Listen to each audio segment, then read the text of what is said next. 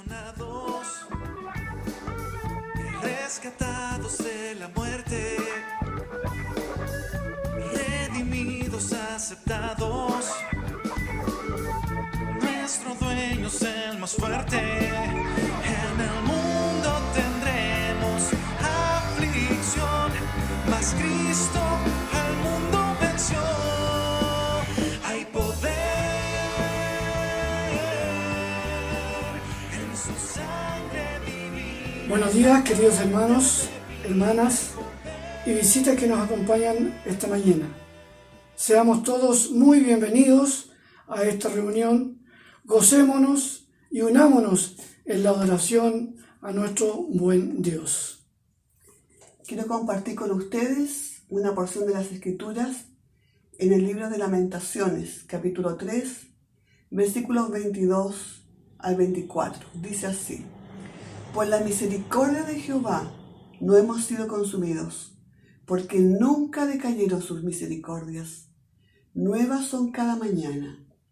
Grande es tu fidelidad. Mi porción es Jehová, dijo mi alma, por tanto en él esperaré. Les invito a inclinar sus rostros para orar a nuestro Dios.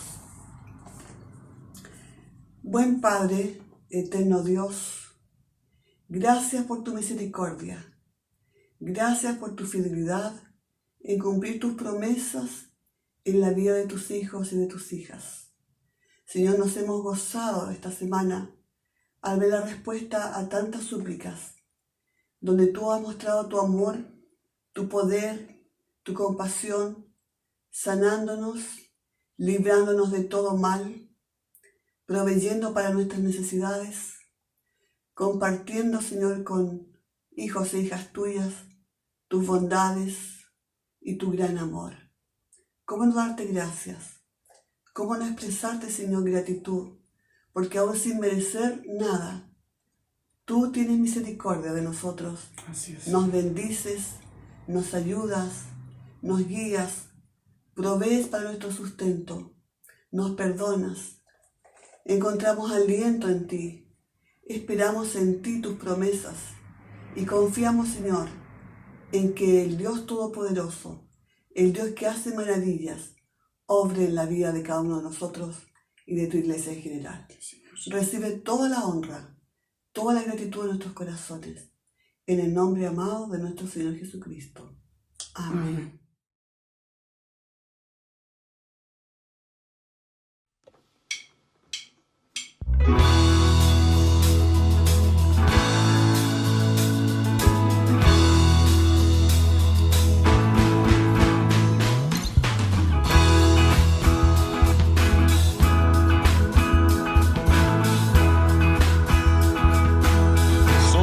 El pueblo de Dios, somos un pueblo especial, llamados para anunciar las virtudes de aquel que nos llamó a su luz. Somos el pueblo de Dios.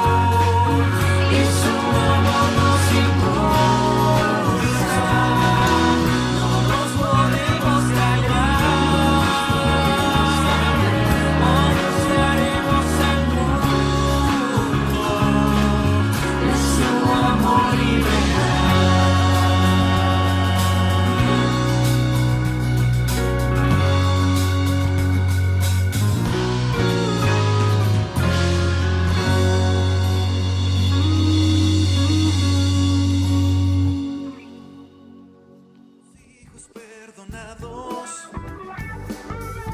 rescatados de la muerte, redimidos, aceptados. Hoy día quiero compartirles una historia muy bonita que está en la Biblia, está en Hechos, y se trata de un milagro que se hizo en el nombre de Dios, en el nombre de Jesús. Lo hicieron 2 apóstoles. Ahora los invito a ver la historia en un video y después comentamos. ¡Chao! Limosna para un pobre. Y nos Limosna bendijo para un con pobre. poderosos milagros. Por favor, limosna para un pobre. Por favor, ¿pueden darme algo? Lo que sea. Míranos. Oh, sí. Gracias, Señor. No tengo plata ni oro, Ah. pero lo que tengo, te lo doy.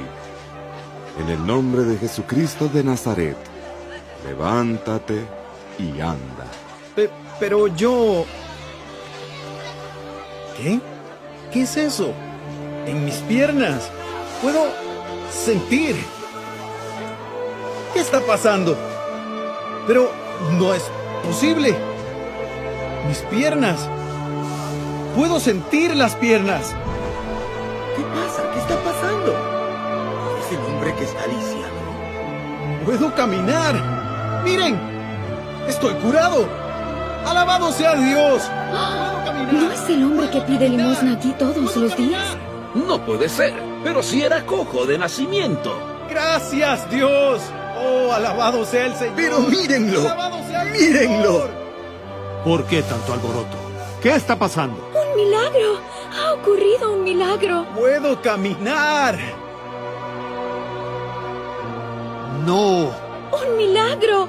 ¡Otra vez! ¡No! Estos hombres santos que curaron al lisiado. ¡No! Amigos, Es un escúchennos. milagro. Que les quede claro que no fuimos nosotros los que sanamos a este hombre. Es verdad. Nosotros no sanamos a este pobre hombre.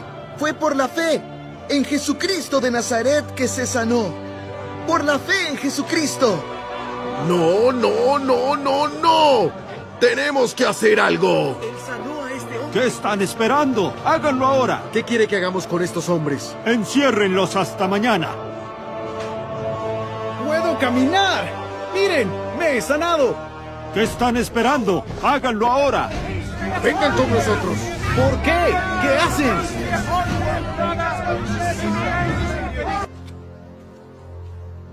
¿Y ahora qué hacemos? ¿No podemos encerrarlos? ¿Castigarlos? Mírenlo.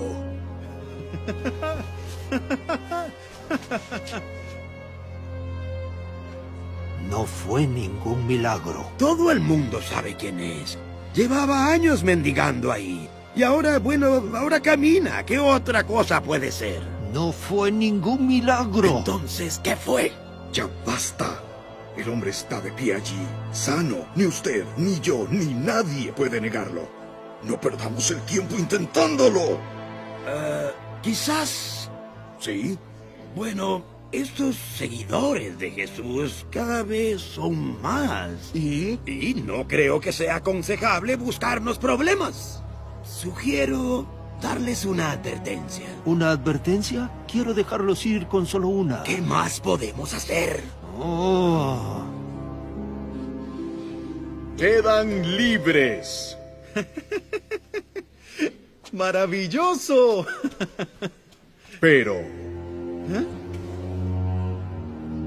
están advertidos. No hablarán ni enseñarán en el nombre de ese Jesús de Nazaret. ¿Entendido?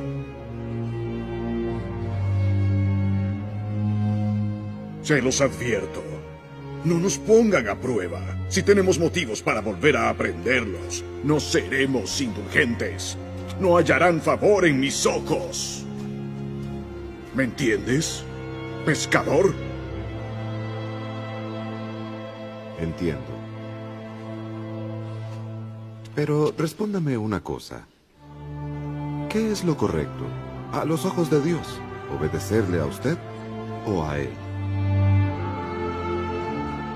Júzguenlo ustedes, porque no podemos dejar de hablar de lo que hemos visto y oído. Debemos esperar el momento oportuno. Serían muy necios en insistir con su mensaje, ¿no te parece? Fuera de mi presencia. ¡Fuera!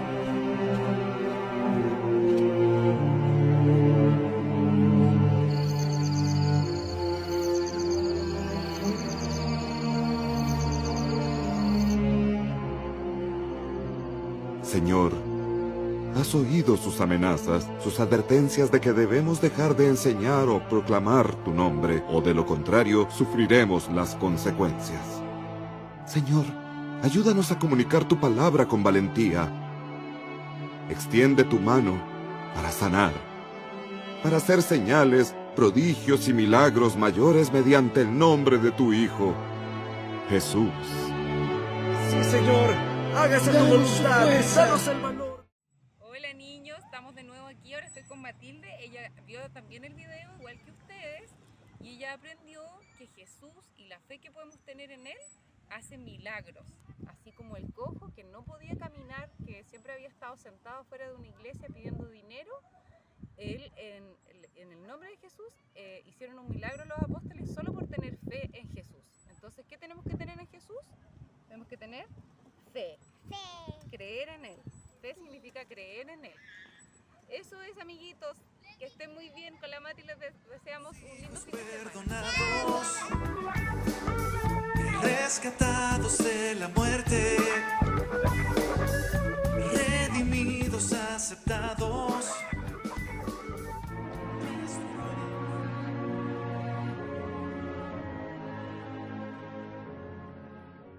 Señor amado, gracias por este momento especial, porque recordamos su inicio ministerial aquí en la tierra, en obediencia a tu Padre. Usted se bautizó. En esta hora, Señor, en obediencia a usted también, nuestros hermanos y hermanas se bautizan para iniciar este nuevo día. Bendiga estas aguas, que son el instrumento usado ahora para sellar su fe y la de del bautismo. En el nombre de Jesús. Amén. Mi amada hermana Sonia Reyes, después de haber reconocido a Jesucristo como su único y suficiente Salvador, hoy usted sella su fe a través de las aguas del bautismo. Y como ministro del Evangelio de Jesucristo, yo te bautizo en el nombre del Padre, del Hijo y del Espíritu Santo. Amén.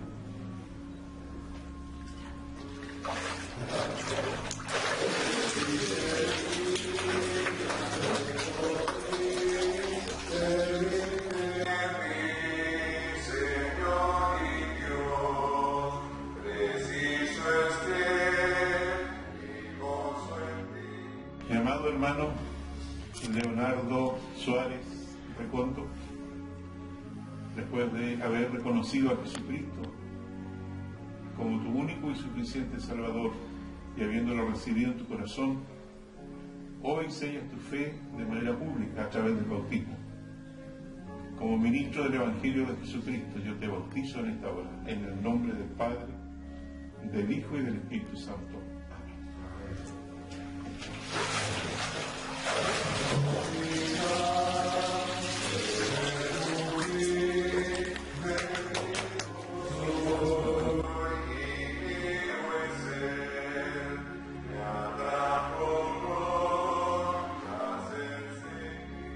Mi amado hermano Gonzalo Venegas Bustos, después de haber reconocido en tu corazón a Jesucristo como tu único y suficiente Salvador, en esta hora, de una manera pública, sellas tu fe en Cristo. Y como ministro del Evangelio de Jesucristo, yo te bautizo en esta hora en el nombre del Padre, del Hijo y del Espíritu Santo.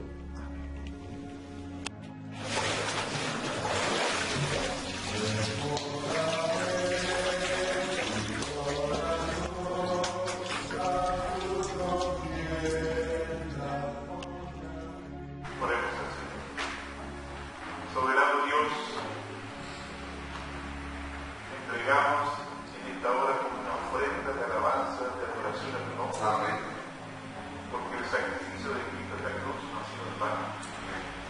Nuestros tres nuevos hermanos, Señor,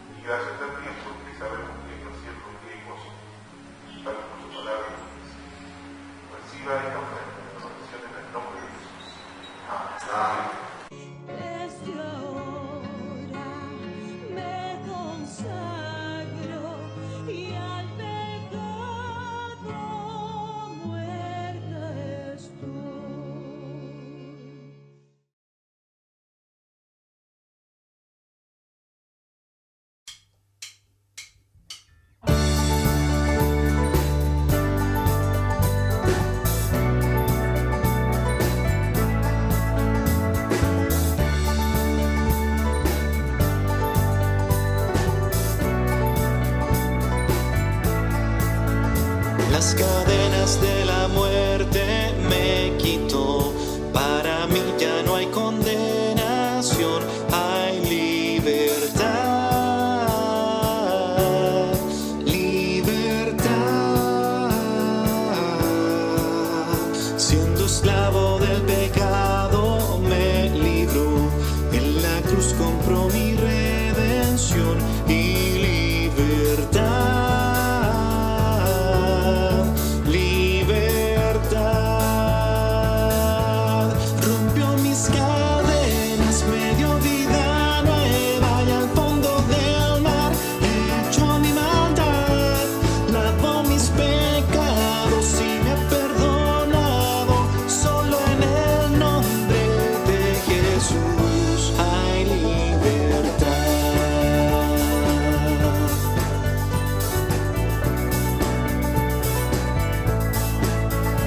Yo proclamo al que en la cruz por mí murió y cambió mi duro corazón por libertad, libertad. El poder de su evangelio me salvó y no me avergüenzo del Señor, mi libertad, libertad. Rompió mis cadenas, me dio vida nueva y al fondo del mar echó mi maldad. Lavó mis pecados y me ha perdonado. Solo en el nombre de Jesús hay libertad. Al que el Hijo hace libre, eres libre en verdad. Al que el Hijo hace libre, eres libre en verdad. Al que el Hijo hace libre, eres libre en verdad. Al que el Hijo hace libre,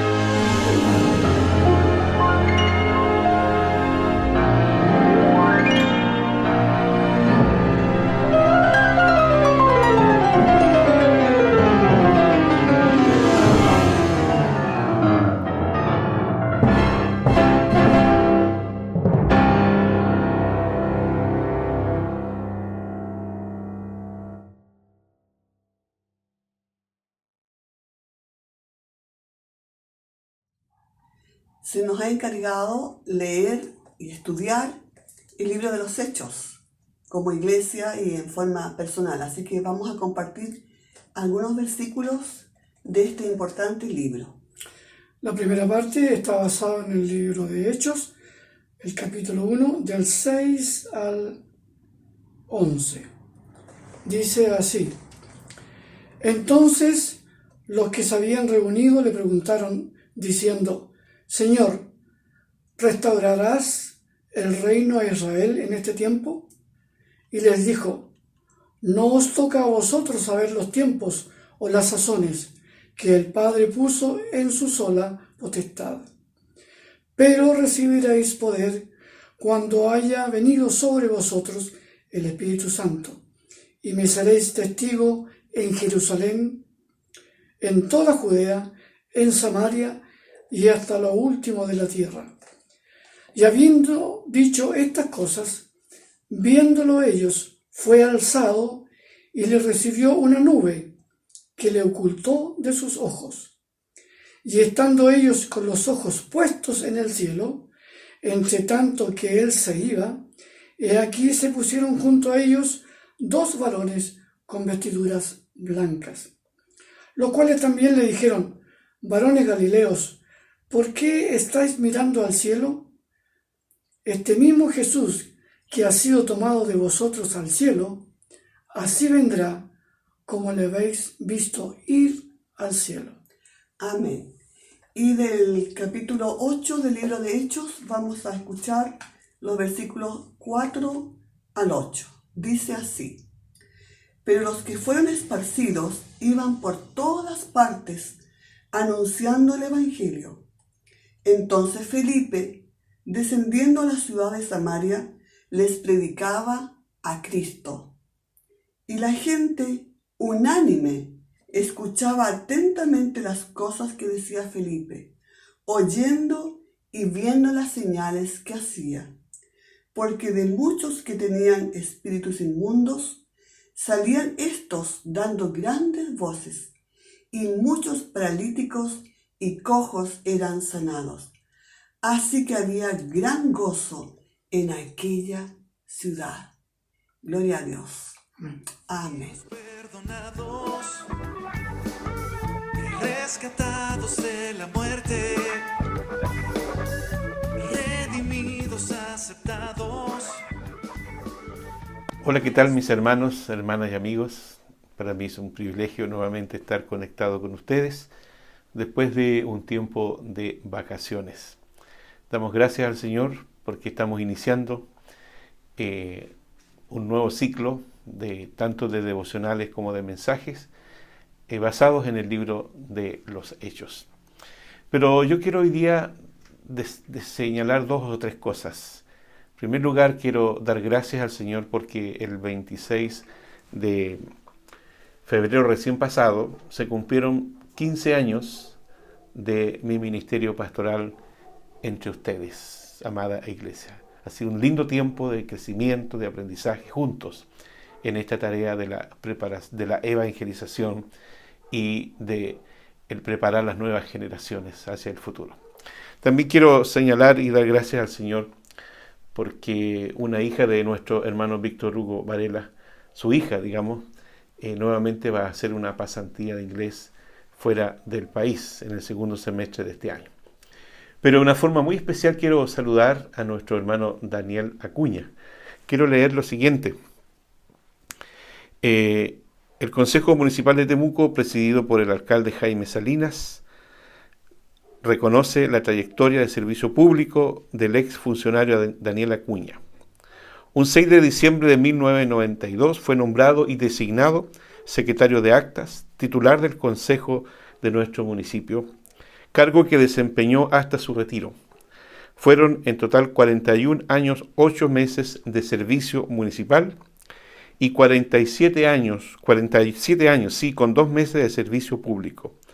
Todo un ejemplo como trabajador y persona, y merecía esta mención y distinción por parte de nuestro consejo en tiempos de pandemia. Felicitaciones, hermano Daniel Acuña, a usted por su abnegada labor y porque no solo fue un muy buen funcionario reconocido por sus colegas, sino que también representó a la iglesia, su primera iglesia en el municipio y en el servicio público por tantos años. Una bendición para usted, para su esposa, la hermana Yolanda, la hermana Yolita, y para sus hijas, sus nietas y sus yernos. Felicidades, amada familia. Dios les bendiga. Bueno, gracias al Señor por este hermoso culto que estamos elevando a nuestro Dios. Y llegó el tiempo de la reflexión de la palabra. Quiero agradecer a los pastores Mauricio Bobadilla y Israel Morales, quienes pudieron durante el mes de febrero estar a cargo de la iglesia y de los mensajes entregados domingo tras domingo. En el énfasis que hemos puesto este año, estudiar el Cristo de los Hechos. Después de haber visto ya 8 capítulos, y con el fin de reforzar la enseñanza, creo necesario hacer un resumen de lo ya predicado, y voy a resumir en el día de hoy los capítulos 1 al 4, porque queremos reforzar la enseñanza, porque no queremos ser una iglesia religiosa, porque la religión se distancia de las necesidades de las personas. Queremos ser una iglesia totalmente cristocéntrica.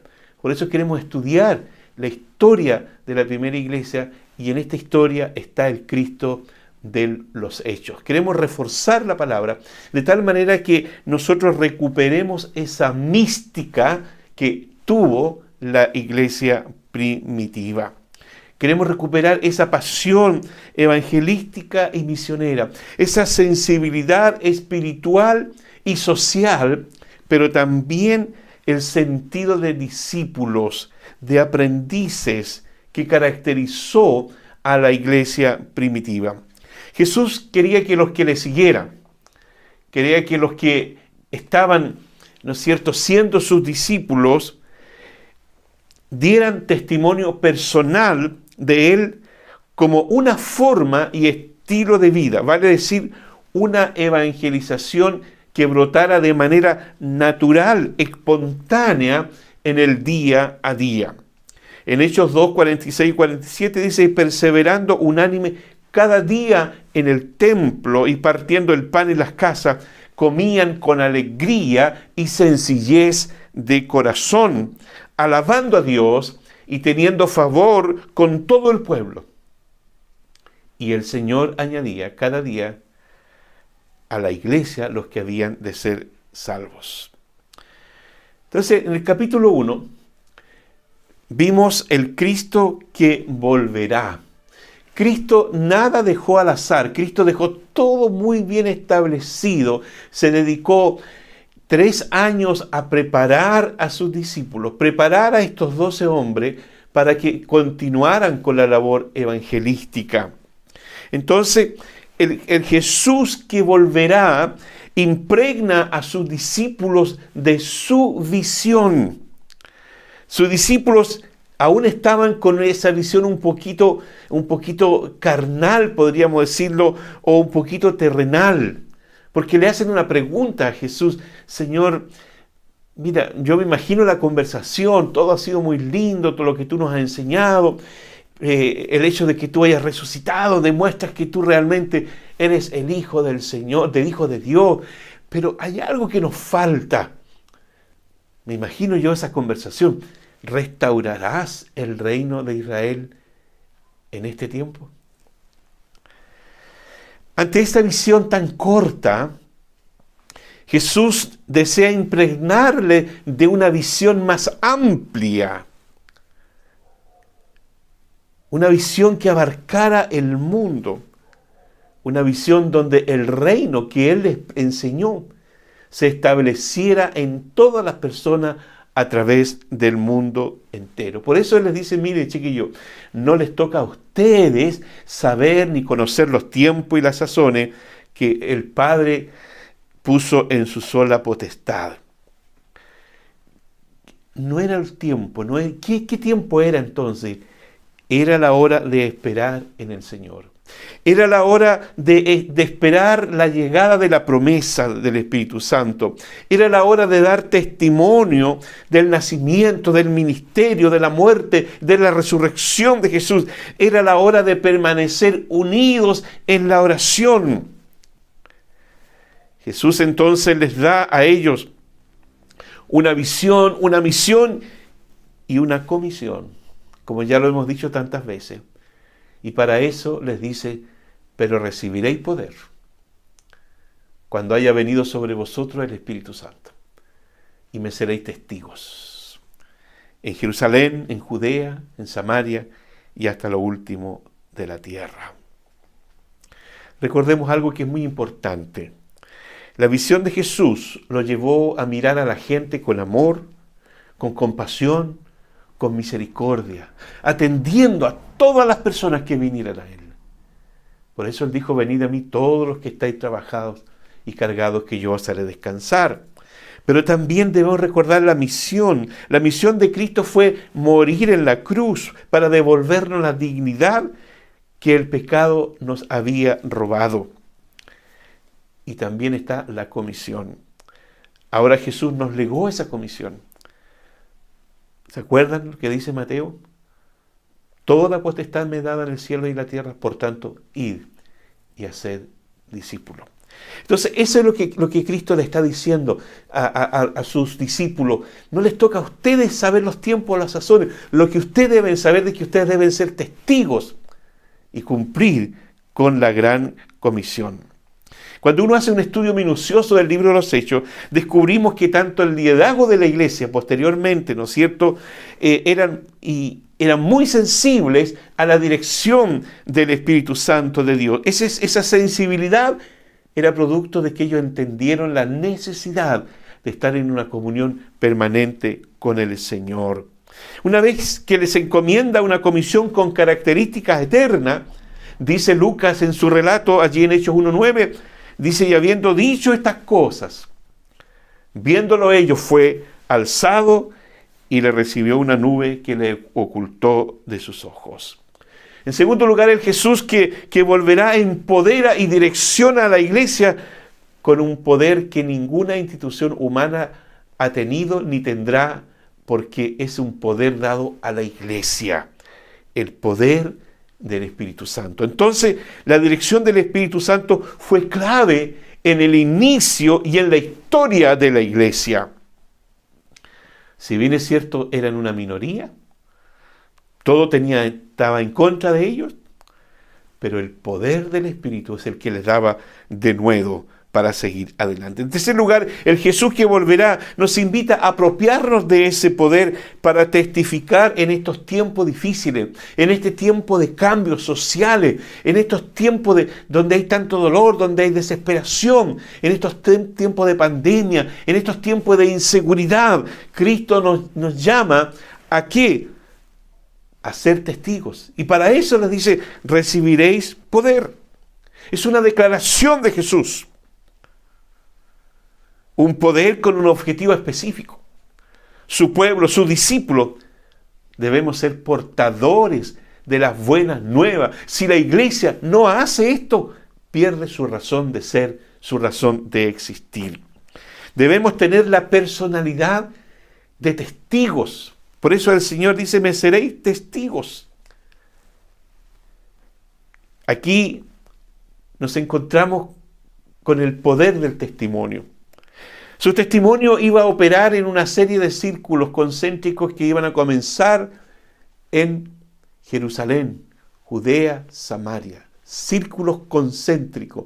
Usted cuando tira hay una laguna de agua y usted tira una piedra, se fija que hace muchos círculos concéntricos en torno a un tiro de piedra.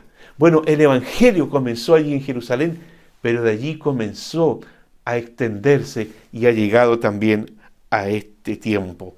Por eso Pablo después le recomienda a Timoteo, le dice: mira, Timoteo, te encarezco delante del Señor Jesucristo, que juzgará a los vivos y a los muertos, que prediques a tiempo y fuera de tiempo. En segundo lugar, el capítulo 2, una promesa hecha realidad. Hay un dicho popular que dice: lo prometido es deuda. Jesús les había prometido a sus discípulos que no los iba a dejar huérfanos. Por lo tanto, les iba a enviar un consolador. No os dejaré huérfanos, les dice allí en Juan 14, 18. Y en Juan 16, 7 les dice: pero ustedes están en una situación tan especial conmigo, pero les conviene que yo me vaya. Porque si no me voy, no les puedo enviar el Consolador. Y este Consolador estará para siempre con ustedes. Ahora Lucas dice en Hechos 1:8: recibiréis poder. Entonces la venida del Espíritu Santo, clave en la historia. Dice la palabra que cuando llegó el día de Pentecostés estaban todos unánimes. Y esto es lo importante, hermanos, amigos, que la unidad, estar unidos en oración es clave para que el poder de Dios se siga manifestando. Dice, estaban todos unánimes, juntos, y de repente vino del cielo un estruendo, como un viento recio que soplaba, el cual llenó toda la casa donde estaban sentados, y se les aparecieron lenguas repartidas como de fuego, asentándose sobre cada uno de ellos, y fueron llenos del Espíritu Santo, y comenzaron a hablar en otras lenguas, según el Espíritu les daba que hablasen. Hechos 2, 1 al 4. Al decir verdad, hermano, desde los días de Joel hasta el día de Pentecostés, que aquí lo relata de manera magistral Lucas, el pueblo de Dios esperaba esta promesa. ¿Qué había dicho el profeta Joel? Después de esto derramaré mi espíritu sobre toda carne, y profetizarán vuestros hijos y vuestras hijas, y vuestros ancianos soñarán sueños, y vuestros jóvenes verán visiones, y también sobre los siervos y sobre las siervas derramaré mi espíritu en aquellos días. Joel 2, 28 al 30. Entonces el Espíritu Santo vino, ¿para qué? Para establecer la iglesia en el día de Pentecostés. Afirma, y esto es tan importante, afirma la identidad de los discípulos como creyentes en Cristo, pero también crea un sentido de comunidad, de estar juntos. Crea un sentido de sensibilidad social. La venida del Espíritu Santo capacita a los apóstoles con un lenguaje especial. No olvidemos que estos hombres eran hombres, la gran mayoría de ellos, hombres sin mayor conocimiento. Desde el punto de vista de la sabiduría humana, del conocimiento intelectual. Pero eran hombres con un tremendo conocimiento de Dios, porque Jesús los impregnó de las enseñanzas divinas. Entonces, la presencia del Espíritu Santo los capacita con un lenguaje diferente. No solo en su forma de hablar diferente, sino que también con idiomas, que todos los que estaban allí, de las diferentes, se piensa que a lo menos había algunas 15 naciones representadas allí. Lo maravilloso de esto es que el Espíritu Santo se manifiesta con dos señales sobrenaturales, una audible como un viento recio, ¿cierto? Y otra visible, lenguas de fuego. Dice la palabra, y estaban todos atónitos, maravillados, y decían, mirad, ¿no son galileos estos? ¿Cómo les oímos hablar en nuestra lengua en la que hemos nacido? Ambas manifestaciones eran el símbolo de la presencia purificadora, orientadora, direccionadora del Espíritu Santo. Entonces, la presencia del Espíritu Santo empodera a los discípulos y a los líderes de la iglesia para iniciar la gran comisión. Y a partir de Pentecostés, el Espíritu Santo es la realidad dominante en la vida de la iglesia primitiva y en la historia de la iglesia. Pero me asalta una duda. El pastor Israel en uno de sus mensajes dijo, ¿Qué pasa hoy día? ¿Qué no ocurren los milagros que ocurrieron en la iglesia primitiva? La iglesia habrá carecido de poder. La iglesia no está dependiendo de Dios. La iglesia está más bien dependiendo de una estructura humana y no de una dirección divina. Son preguntas que tenemos que analizarnos en forma personal. Entonces el Espíritu Santo, hermano, es la fuente de toda dirección, especialmente de los líderes de aquella época y los líderes a través de la historia. No se olvide, dice que Felipe fue transportado por el Espíritu. Pedro fue empoderado y direccionado por el Espíritu Santo para que fuera a hablar y pueda encontrarse con Cornelio. Pero también el Espíritu Santo era la fuente de valor, de discernimiento y de denuedo de la iglesia primitiva.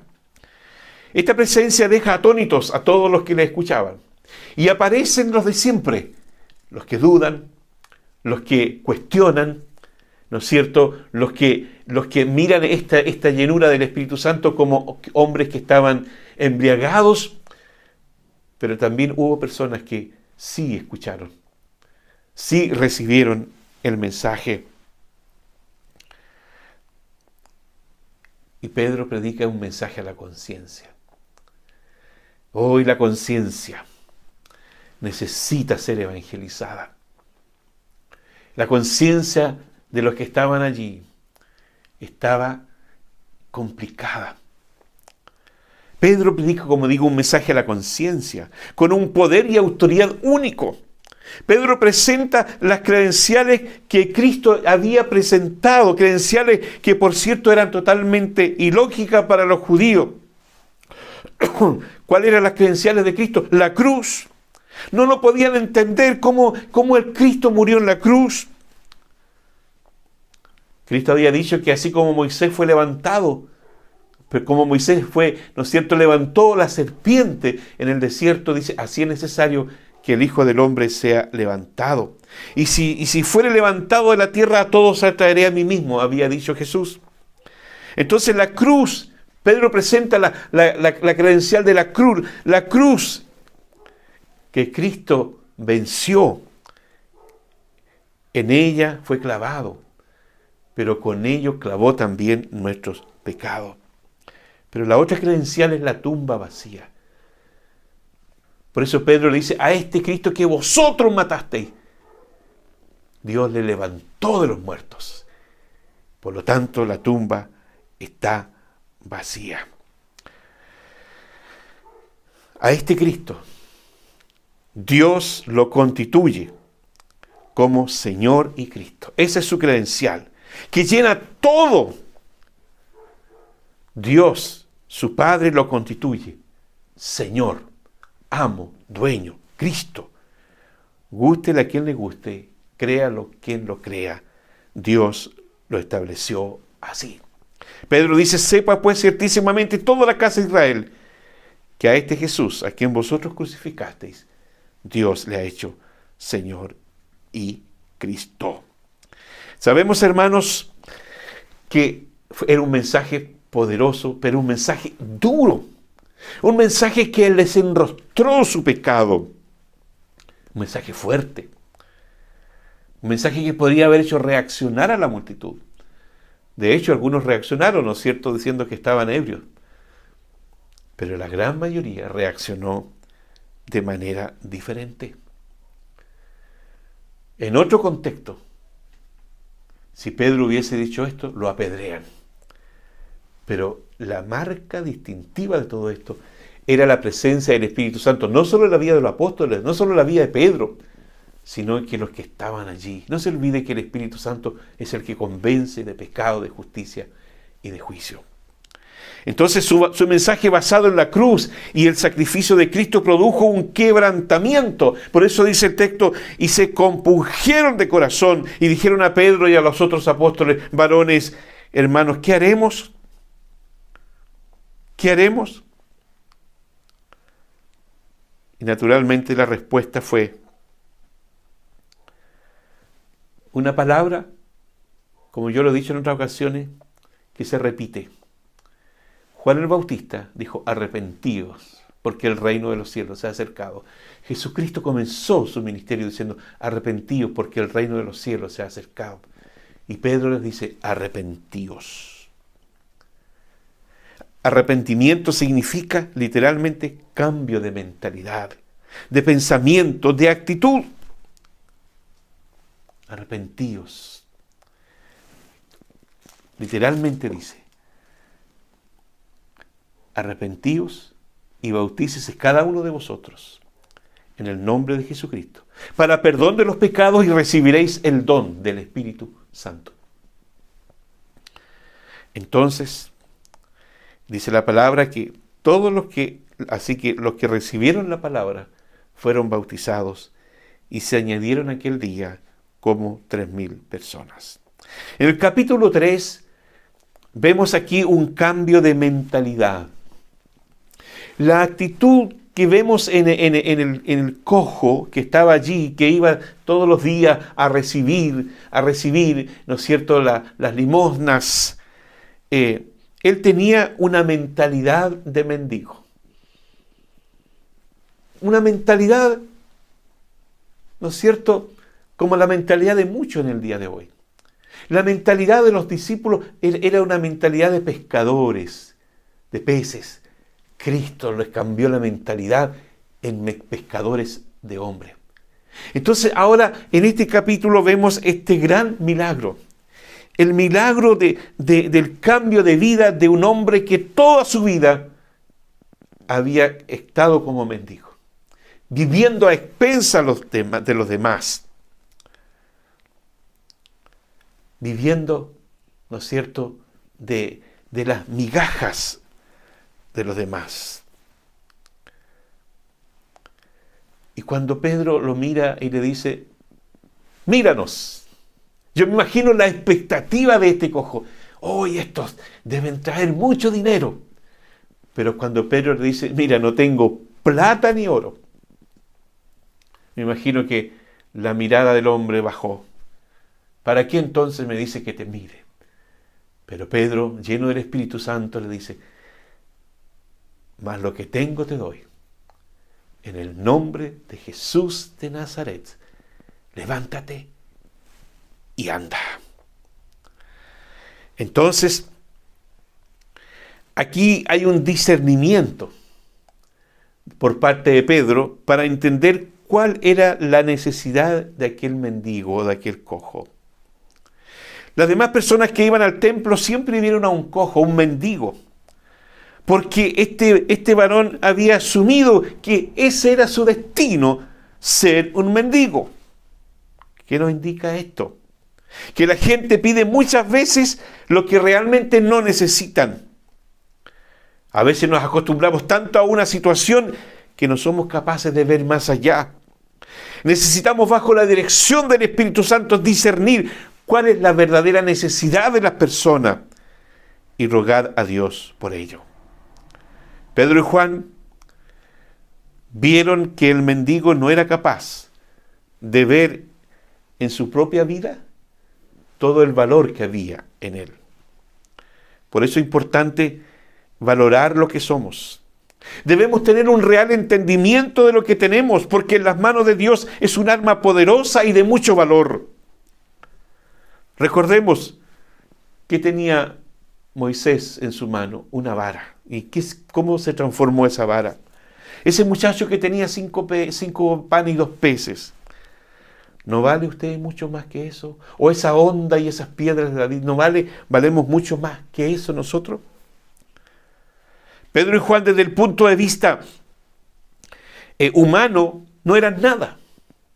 Eran considerados como del vulgo. Sin embargo, actuaron y se movieron con lo que tenían. ¿Qué es lo que tenían? La presencia del Espíritu Santo. ¿Acaso nosotros hoy día no tenemos ese poder? ¿Qué pasa con ese poder? ¿Qué pasa con los milagros que hoy día nos están ocurriendo? Miramos seguramente esta invitación de míranos, la miramos a veces nosotros como muy de lejos, pero fue una realidad. Ese míranos causó expectativas, pero expectativas equivocadas. como Cristo causó expectativas equivocadas. Restaurar el reino a Israel. Era una expectativa equivocada. Cristo no vino a establecer el reino de Israel. Cristo vino a establecer el reino en todo el mundo. Míranos. Causó una expectativa, como ya lo dije. Te damos lo que tenemos. En el nombre de Jesús de Nazaret, levántate. Pero también hay algo muy interesante aquí. Y tomándole de la mano. Hermanos, esto nos indica que tenemos que ir donde el necesitado, tomarle de la mano y levantarlo en el nombre de Jesús. Una acción de amor.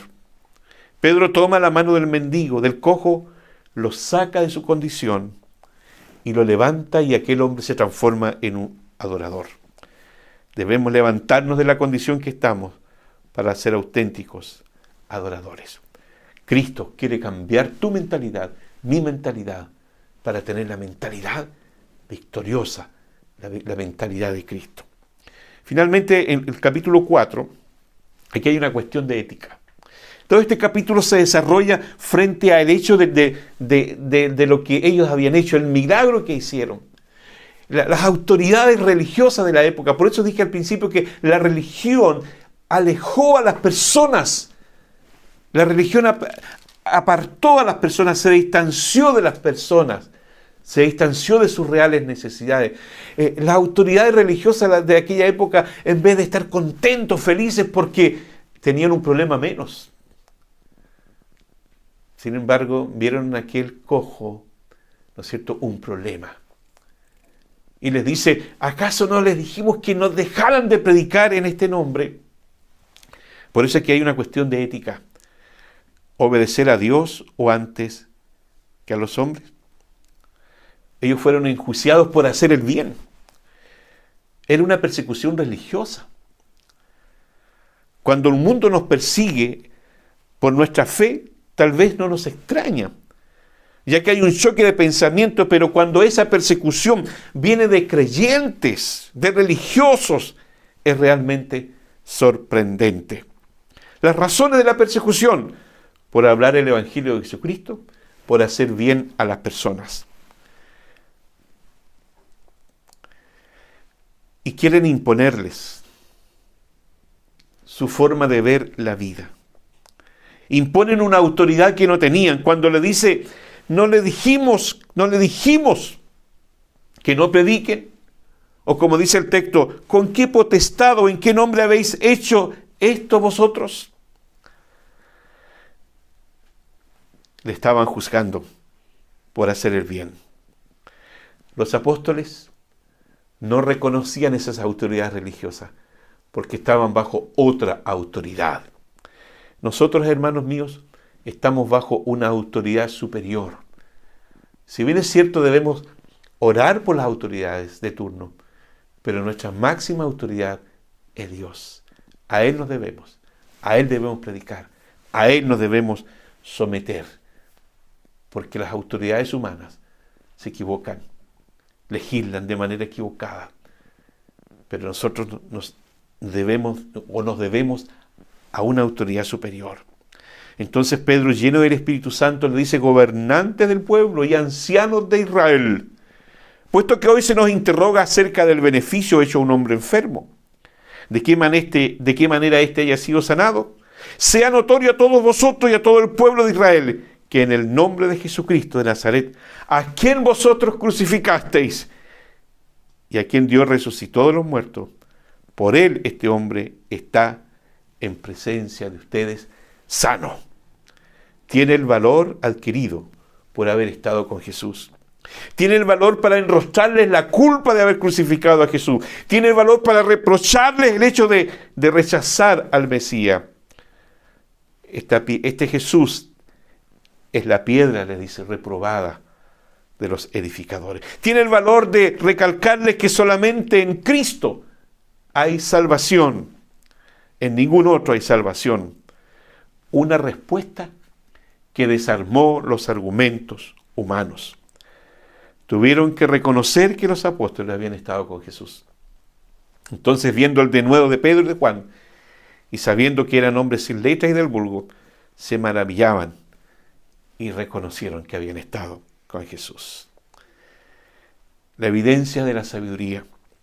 Si bien es cierto que eran hombres sin mayor educación del vulgo, según ellos tenían una sabiduría divina que nadie podía desmentir, una sabiduría que ni los religiosos ni los filósofos tenían. El apóstol Pablo diría después, ¿dónde está el sabio? ¿Dónde está el escriba? ¿Dónde está el disputador de este siglo? ¿No ha enloquecido Dios la sabiduría del mundo? Pues ya que en la sabiduría de Dios el mundo no conoció a Dios, mediante la sabiduría agradó Dios salvar a los creyentes.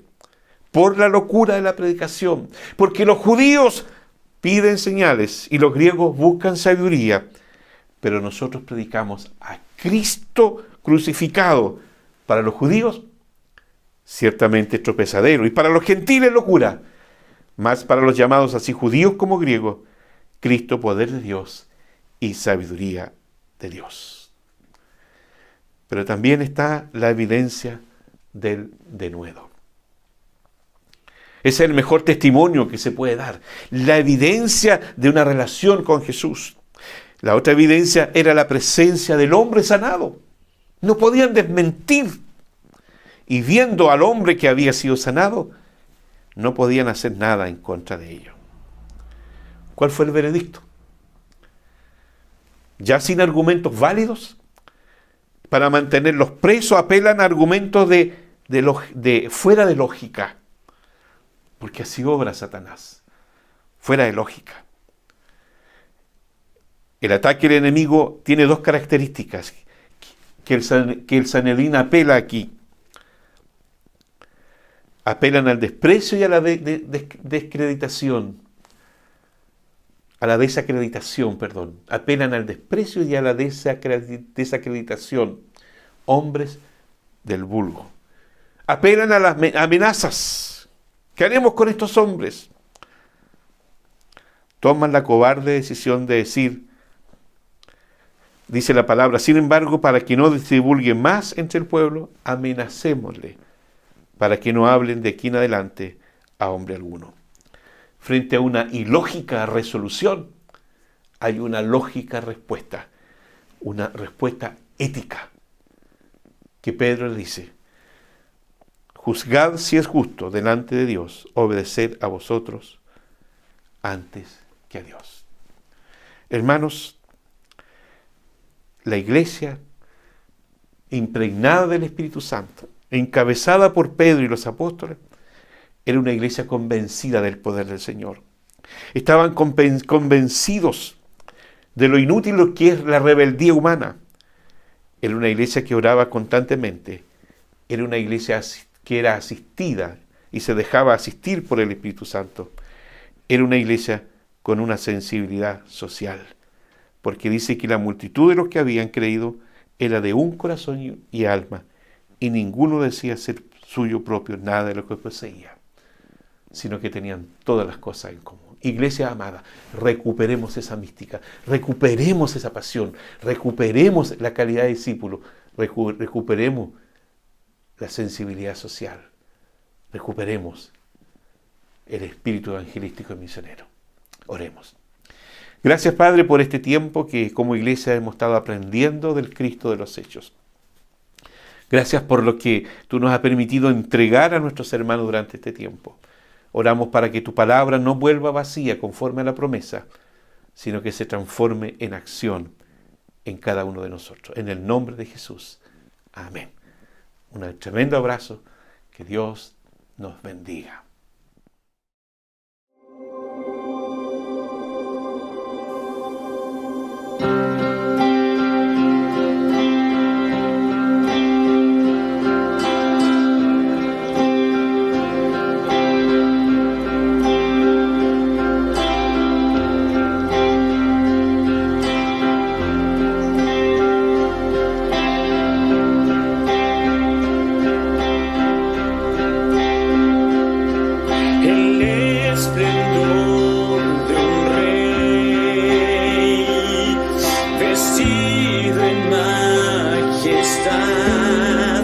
La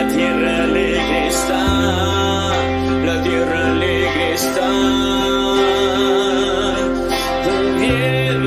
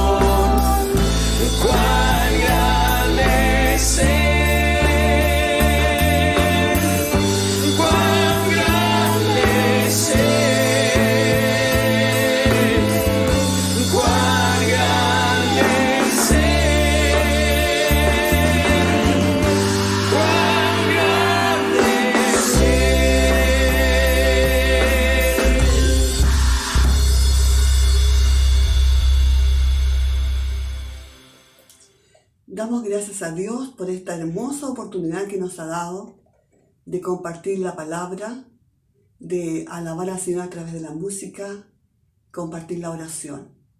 Quedamos unidos por el Espíritu Santo y deseamos que el Señor esta semana nos siga bendiciendo, nos siga guiando y ayudando en la vida diaria. Bendiciones, queridos hermanos, hermanas, y gracias por compartir esta mañana este culto de alabanza, de adoración y de aprendizaje de la palabra de Dios para nuestras vidas. Muchas, muchas bendiciones. Perdonados, rescatados de la muerte, redimidos, aceptados. Nuestro dueño es el más fuerte.